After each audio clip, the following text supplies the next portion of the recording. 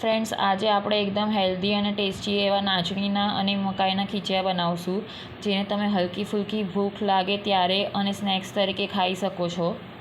ઉનાળાની સખત ગરમીમાં જો તમને લાંબો સમય સુધી કિચનમાં ન રહેવું હોય તો આ રેસીપી તમારી માટે બેસ્ટ છે.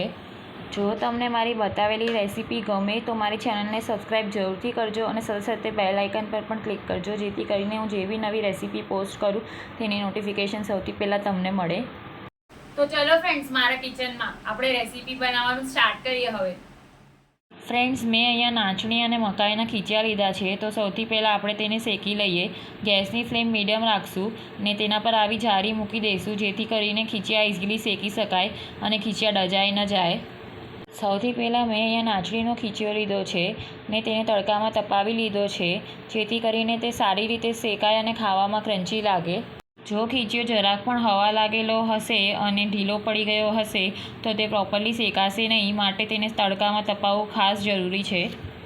હવે આવી રીતે કિનારીએ ફરતે ફરતે ખીચિયાને શેકી લેવાનું. જો કિનારી થોડી થોડી વળી જાય તો તરત જ હાથેથી તેને સરખી કરી દેવાની અને આવી રીતે બધી જ બાજુથી ખીચિયો પ્રોપરલી શેકી લેવો. તમે જોઈ શકો છો નાચણીનો ખીચિયો પ્રોપરલી શેકાઈ ગયો છે. તો હવે આપણે મકાઈનો ખીચિયો શેકી લઈશું. સેમ પ્રોસેસ રિપીટ કરશું. ફ્રેન્ડ્સ, ઉનાળાની સખત ગરમીમાં જમવાનું મન ન થાય ત્યારે જો આવા મસાલા ખીચિયા બનાવીએ અને બધાને ખવડાવીએ તો મજા જ પડી જાય, કેમ કે આપણે એટલા ચટપટા અને હેલ્ધી અને ટેસ્ટી બનાવશું ખીચિયા કે પેટ તો ભરાશે પણ મન નહીં ભરાય. નાચણી અને મકાઈના બંને ખીચિયા શેકાઈ ગયા છે. હવે આપણે બેઉ ખીચિયા પર થોડુંક ઘી સ્પ્રેડ કરી દઈશું બ્રશથી. હવે થોડીક વાર માટે આપણે ખીચિયાને એક ડબ્બામાં મૂકી દઈશું. હવે નાચણીના ખીચિયા માટે સૌથી પહેલાં આપણે મેંગો સાલસા રેડી કરી લઈએ, જેની માટે એકદમ પાકો અને થોડોક સખત એવો મેંગો લેવાનો છે. મેં અહીંયા હાફૂસ મેંગો લીધો છે. તમે કેસર મેંગો અથવા બીજી કોઈ પણ સારી ક્વોલિટીનો મેંગો લઈ શકો છો. ને મેંગોને મેં આવી રીતે નાના નાના પીસમાં કટ કરી લીધું છે. તો હવે તેને એક બોલમાં લઈ લઈશું. ત્યારબાદ મેં અહીંયા એવોકાડો લીધો છે. તેને પણ આપણે આવી રીતે કટ કરી લઈશું. એવોકાડો થોડોક હાર્ડ હોવાથી તેને સ્મેશ નહીં કરી શકાય, એટલા માટે હું તેને એકદમ નાના નાના પીસમાં કટ કરી રહી છું.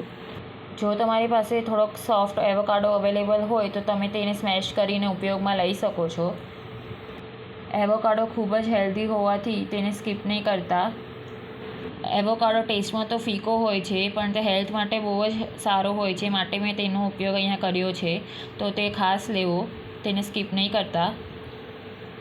હું એવોકાડો કટ કરી રહી છું ત્યાં સુધી તમે મને જણાવો કે તમે મારી રેસીપી કયા સિટીથી જોઈ રહ્યા છો, જેથી કરીને હું મારા વ્યુઅર્સને થેન્ક યુ કહી શકું.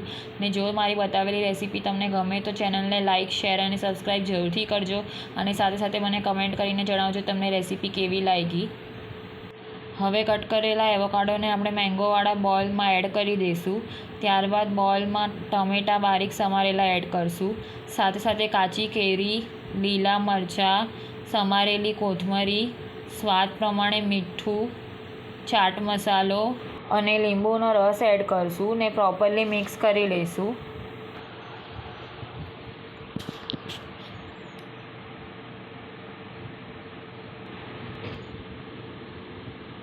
તમે જોઈ શકો છો મેંગો સાલસા કેટલું કલરફુલ અને મસ્ત લાગે છે તે. તો મેંગો સાલસા બનીને રેડી છે. હવે આપણે તેને સાઈડમાં મૂકી દઈશું. હવે આપણે મકાઈના અને નાચણીના બેઉ ખીચિયા લઈ લઈશું ને તેના પર આપણે કોથમરી મરચાંની તીખી ચટણી સ્પ્રેડ કરી દઈશું.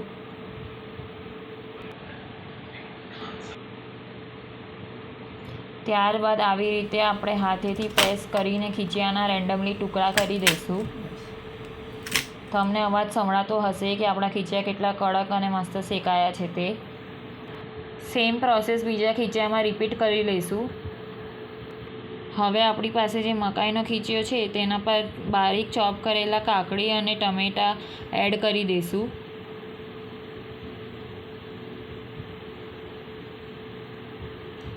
ત્યારબાદ થોડુંક સ્વાદ પ્રમાણે મીઠું સ્પ્રિંકલ કરી દઈશું ખીચિયા પર. ત્યારબાદ એવી જ રીતે ચાટ મસાલો પણ સ્પ્રિંકલ કરી દઈશું. ત્યારબાદ મેં અહીંયા સેવ લીધી છે, તે પણ થોડીક સ્પ્રિંકલ કરી લઈશું. સાથે સાથે મેં અહીંયા મસાલા સિંગ લીધી છે, તો તેને પણ આપણે એડ કરી દઈએ. ત્યારબાદ દાડમ લીધા છે તે પણ એડ કરી દઈએ. ને સૌથી છેલ્લે કોથમરીથી તેને ગાર્નિશ કરી લઈશું. તો હવે મકાઈનો મસાલો ખીચયો બનીને રેડી છે.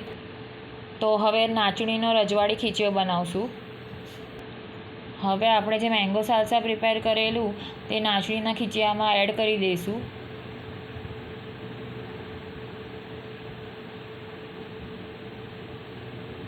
ત્યારબાદ થોડોક ચાટ મસાલો સ્પ્રિંકલ કરશું.